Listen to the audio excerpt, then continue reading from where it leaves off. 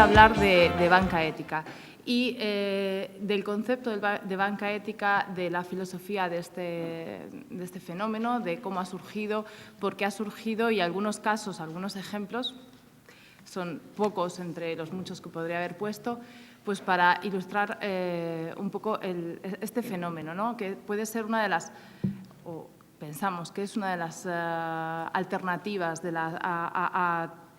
al modelo que nos ha presentado Pedro, de estas respuestas, ¿no? Que también que se están construyendo desde la ciudadanía a otro modelo de finanzas, otro modelo de banca. El concepto de banca ética es muy difícil de definir porque no existe una acepción de banca ética unificada y consensuada. Sí que es cierto que, por ejemplo, en Europa tenemos una federación de entidades de banca ética, entre las cuales pues, nos encontramos desde entidades de lo que entendemos como la banca tradicional, cajas de ahorro españolas, hay alguna, a entidades mucho más chiquititas, entidades que son, bueno, pues que ni siquiera tienen un estatus de banco, ¿no?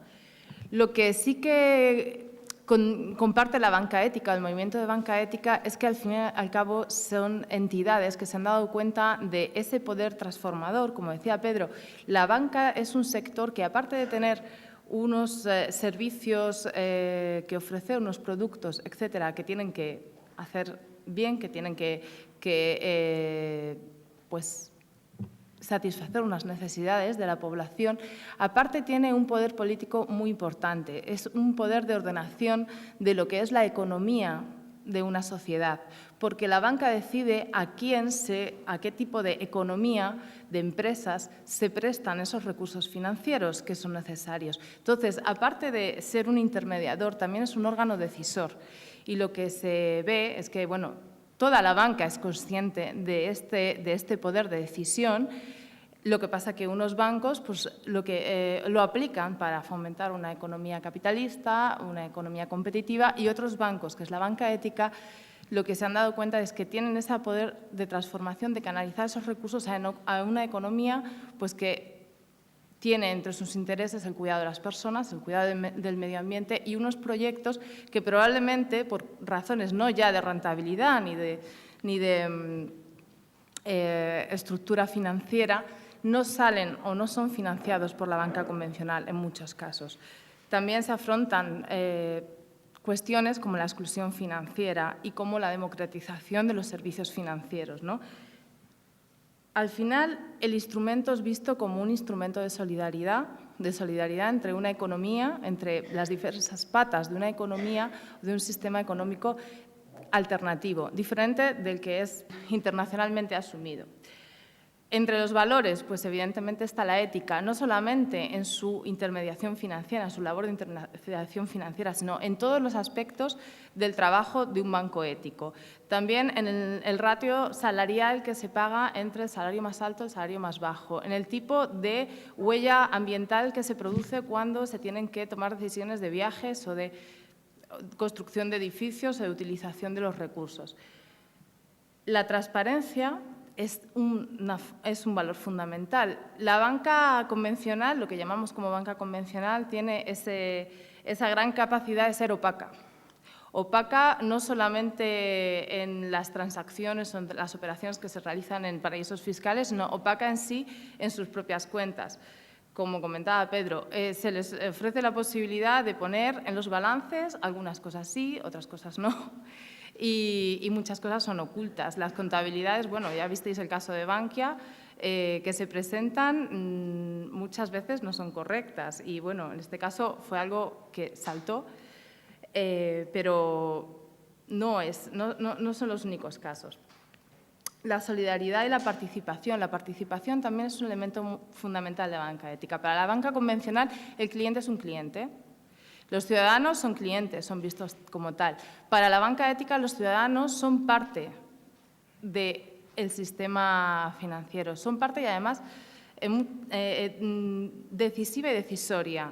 Se trata de que no seas cliente únicamente, de que seas parte de un modelo que está transformando, que tomes decisiones en cuanto a esa entidad, pero que tú también formes parte de unos círculos de pensamiento, de unos círculos de actuación para hacer llegar a más personas este nuevo concepto de finanzas y de economía. Y no por ello se tiene que renunciar a la eficiencia y a la competencia.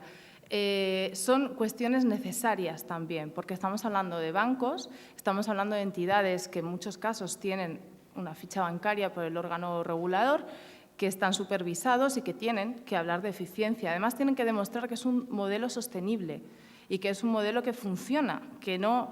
esto es muy importante porque sí que demuestra que son una alternativa real al otro tipo de banca. Y la competencia lo planteo en el sentido de ser competente, de tener capacidades, formación y personal pues, que está especializado en hacer banca, pero de otra manera. Luego está la cuestión de la eficiencia, de la rentabilidad, de la rentabilidad económica, que esto es enfocado de forma muy diferente por cada una de las entidades de la banca ética, ¿no? Pero en general sí que la rentabilidad económica se enfrenta de forma de que no es un fin en sí mismo. Es decir, es una herramienta para conseguir que la banca ética funcione, pero no se está buscando, la rentabilidad económica no es el fin. Es la rentabilidad social, la rentabilidad ambiental la que prima frente a la rentabilidad económica. Simplemente es un medio. Y, bueno, dentro del análisis que realizamos, pues cuando yo analizo otras entidades bancarias, dentro del marco de responsabilidad social, siempre no puedo evitar compararlo con las entidades de banca ética, porque sí que me parecen el referente de lo que es la responsabilidad social intrínsecamente implementada en una entidad financiera, una entidad bancaria. Es un modelo. A partir de ahí, cada una de estas entidades bancarias de la banca ética ha creado una diferente política ética y algunas, pues dependiendo de su origen geográfico, también de su surgimiento social, pues tienen un foco más orientado, por ejemplo, a proyectos ambientales o a la lucha contra la exclusión social. Eso, en los ejemplos que os comentaré, pues se verá claramente reflejado. ¿Son todos los bancos éticos iguales? No, porque difieren, comparten esta filosofía, pero luego difieren en la forma en la que enfrentan, por ejemplo, el tema de los tipos de interés, si los utilizan o no los utilizan como referencia, el tema de la rentabilidad económica, el tema de su propia política, qué proyectos van a financiar, qué proyectos no. Sin embargo, mientras un banco ético está regulado o está adscrito a una determinada legislación nacional, sí que pueden realizar las mismas operaciones dentro de sus limitaciones de tamaño, de estructura, de recursos que cualquier otro banco convencional. Y algunas de las preguntas que surgen muy habitualmente cuando hablo de banca ética es: ¿me ofrecen la misma garantía, la misma seguridad que la banca convencional? Pues no es que ofrezca la misma, es que ofrece más. En general, evidentemente, como os comentaba, las entidades que están reguladas bajo un órgano supervisor igual y hace las mismas exigencias que la banca convencional, os diría que también más, porque los miran con más lupa. Son como esas pequeñas entidades extrañas que me dan menos, porque estoy menos acostumbrado a oír hablar de ellas, son bichos raros y entonces los voy a observar con mayor detenimiento incluso que a los grandes bancos que ya conocemos, que están ahí, que bueno, han demostrado claramente su competencia. Y efectivamente los reguladores los observan, les piden las mismas exigencias, las mismas garantías, pero es que además la banca ética está demostrando que sus resultados son mejores. La banca ética, además de establecer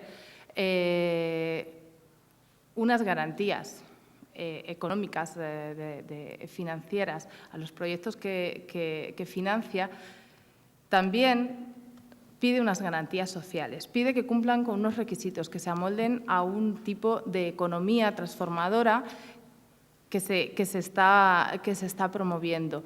Y estos proyectos suelen estar integrados en una red social que además garantiza la viabilidad y el éxito de esos proyectos. Con lo cual, hemos encontrado que, por ejemplo, en el 2011, FEDS, que es una organización española que también analiza o hace un observatorio de las finanzas éticas en España,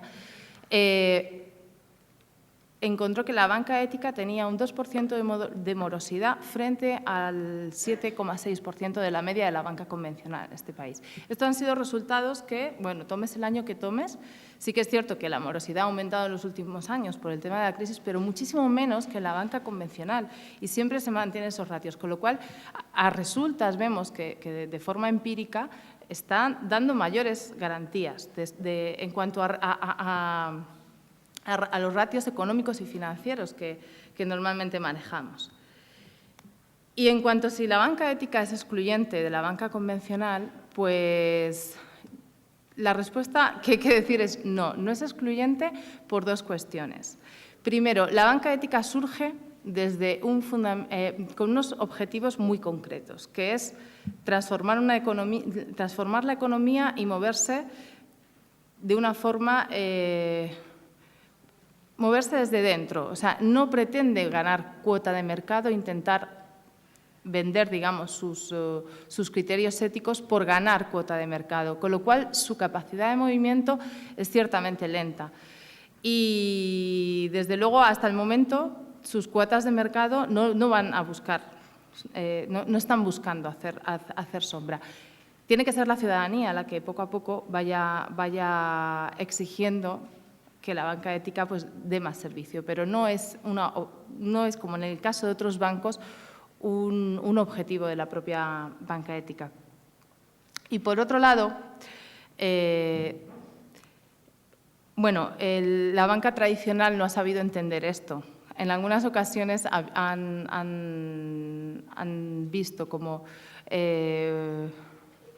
bueno, como estas pequeñas entidades, más que por una cuestión de cuota de mercado, sí por una cuestión de filosofía podían hacerles competencias. Entonces, bueno, ahí ha habido entidades de banca tradicional que han incluso capturado algunas de las ideas de las filosofías de la banca ética, ¿no? Como el tema de la transparencia y demás entidades que, por otro lado, ya han desaparecido, pero sí que ha sido un proceso curioso, ¿no? de transmisión, en algunas ocasiones de copia, ¿no? de la banca ética. Yo creo que por ahí sí que puede ser que la banca tradicional, la banca convencional, vaya, a medida que la banca ética va ganando peso, va ganando relevancia, sobre todo va demostrando que es sostenible y que es una alternativa 100% fiable, que la banca tradicional vaya copiando o asumiendo algunas de estas cuestiones. La cuestión será ver si lo hacen desde el punto de vista meramente marketingiano o de verdad están cambiando algo en sus formas de actuación.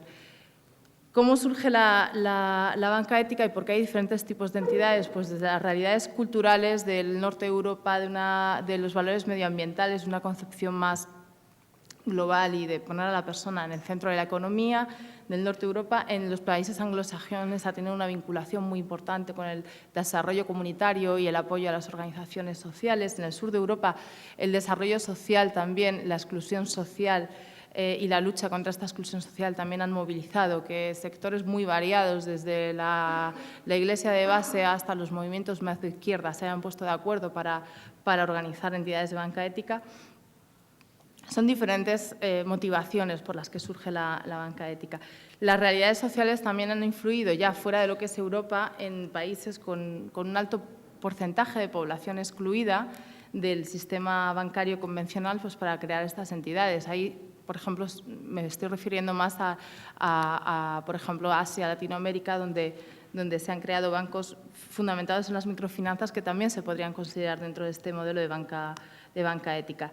Y también las realidades legislativas y políticas han influido mucho. Por ejemplo, en Holanda, toda la regulación que fomenta fiscalmente la inversión en fondos ambientales o en proyectos ambientales, pues esto ha ayudado a que haya habido un desarrollo más importante, ¿no? de los bancos éticos allí, sobre todo los enfocados hacia los ámbitos ambientales. No obstante, el desarrollo, la realidad política también ha influido en negativo. Desde hace unos años, en año 2003, 2004, cuando se exigía un capital social mínimo para crear un banco, pues algunas entidades de banca ética se estaban planteando obtener ese capital mínimo. Llega la crisis, empieza a ponerse en duda que las entidades pequeñas tengan capacidad de… pero es por otros motivos, pero que tengan capacidad de… o sea, tengan solvencia. Y entonces también a estas entidades de banca ética que se están creando, también esto les repercute y se les exigen mayores grados de capitalización para poder empezar, ¿no? Voy a coger 4 entidades de banca ética muy distintas. El Cooperative Bank, que es un banco inglés, que es una cooperativa de crédito tradicional, surgió en el siglo XIX, como muchas otras cooperativas de crédito, y poco a poco se fue diversificando, fue creando, no solamente se dedicaba a la intermediación bancaria, entró en temas de inversiones, de seguros, etcétera, pero en el año 92 se replantearon su política ética. Podían seguir dentro de esa tónica capitalista, neoliberal, entonces se plantearon que el dinero tenía que ser un elemento transformador de la economía, con lo cual,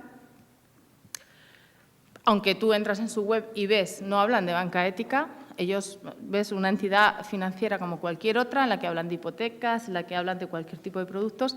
De repente tienen una pestaña, Good with Money, donde te plantean cuál es su filosofía y cómo incluso el volumen de crédito al cual han renunciado porque incumplía su política ética, porque no les daban las garantías de que fuesen proyectos transformadores y que tuviesen ese foco en lo ambiental y lo social como principal beneficio.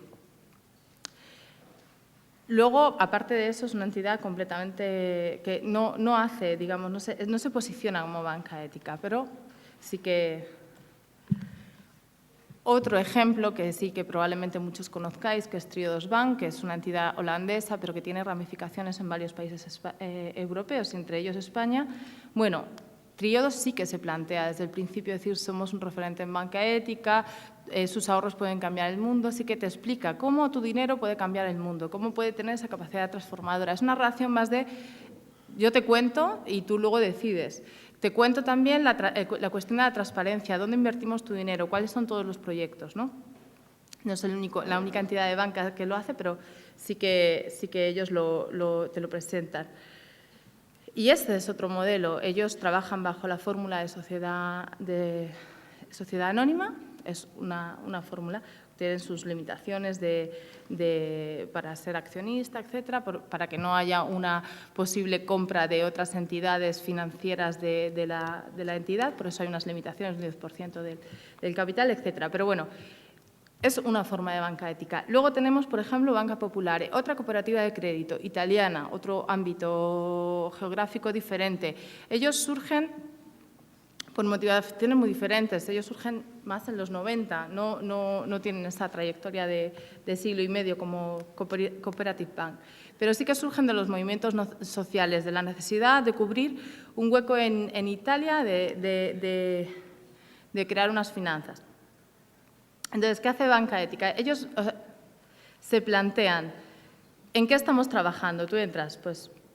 Estamos trabajando en temas de… ¿Qué financiamos? Financiamos temas de construcción, pero que no va a ser cualquier cosa. Ellos no te financian una vivienda de lujo en la playa, te financian una vivienda para vivir. Eso lo decidieron en una asamblea en la que participaron los socios, no lo decidió el equipo directivo, sino que lo eligen los propios socios cooperativistas. Los 38.000 socios que tienen a día de hoy entre entidades sociales y personas físicas en Italia. Bueno, Italia y lo que se está integrando de España. También en agricultura ecológica, derechos sociales, energía y ecoeficiencia, etc. Pero además, ellos ellos hacen algunas labores que pueden ser más cercanas a las organizaciones sociales. Hacen incidencia política. Hace poco estuvieron en la Comisión de Finanzas del Parlamento italiano explicando qué es la banca ética y cómo su apoyo a la economía real, a la economía productiva, puede ayudar a salir de la crisis y cómo está, por lo menos, ayudando a un sector de la economía, una economía que hasta el momento se considera alternativa en Italia, pero cómo esa economía está recibiendo recursos para poder seguir adelante. Y eso es una labor de incidencia que va mucho más allá Otras entidades bancarias también lo hacen, ¿no? A través de los lobbies políticos, pero en otro sentido. Pero ellos lo hacen de cara abierta, acudiendo a una comisión y explicándolo en el propio Parlamento. Como veis, también el tema de la transparencia, dónde estamos, qué financiamos, etcétera. Y otra cosa importante que me parecía destacar de Banca Popolare, la creación del tejido social. Como dice el presidente de Banca Popolare, ellos no apoyan al tejido social, son tejido social. Banca Popolare, todos sus clientes son los socios. Para pedir un crédito tú tienes que ser socio de la cooperativa. Y lo que quieren es que participes, no solamente que pongas allí tu capital, que por cierto no se retribuye, no vas a obtener dividendos por ello, pero sí que apoyes en todo el tejido social, en las otras, a la vez que se tiene una estructura bancaria, se ha creado dentro de Banca Popolare una estructura social con grupos de trabajo regionales en los que se juntan los socios, aparte de tomar decisiones que pueden afectar, como os decía, al propio negocio bancario, también hacen actividades de difusión de las finanzas éticas y de apoyo a los proyectos sociales que ellos consideran que tienen que apoyar. Y es muy importante la participación en este caso. En este caso, las decisiones se quieren tomar desde la base, se quiere trabajar desde la base. El JAC es otra de las entidades, es una entidad sueca y es otra de las entidades que me parecían interesantes para contrastar. Son una entidad, se asimilaría a lo que es una cooperativa de crédito aquí, y ellos parten de la base de que renuncian a utilizar el tipo de interés como referencia, porque les parece perverso, porque les parece que está en la base de las desigualdades sociales, de la especulación y demás. Lo que mucha gente plantea, bueno, pero al final sí que cobran un coste de transacción por la tramitación de los créditos y demás, que es un coste que está evaluado en función de los recursos que se consume, no de un tipo de interés externo que viene dado, sino que ellos lo calculan. Sí, podría decirse que al final es una tasa que también te cobran a la hora de... pero que está intrínsecamente relacionada con los recursos que se está consumiendo. Es decir, el JAC necesita tener pues, una infraestructura que además pues, bueno, tienen que sustentar, ¿no? Aunque esa infraestructura ellos han intentado que fuese lo más ligera posible. Durante muchos años estuvieron trabajando con voluntariado y en un momento en el que en la cooperativa ya había demasiadas peticiones de entrada y demasiado volumen que manejar, pues tuvieron que profesionalizarla, ¿no? Pero sí que se plantean cuestiones pues muy de base, ¿no? Como, por ejemplo, que yo lo vi en una ocasión, viajar desde Suecia hasta Málaga para unas ponencias y hacerlo en tren por una cuestión de eficiencia ecológica más que hacerlo en avión, ¿no? La diferencia era tardar entre 4 horas o tardar 2 días de viaje.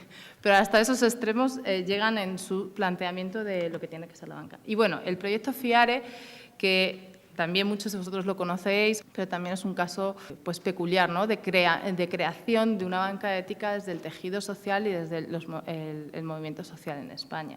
Muchas gracias.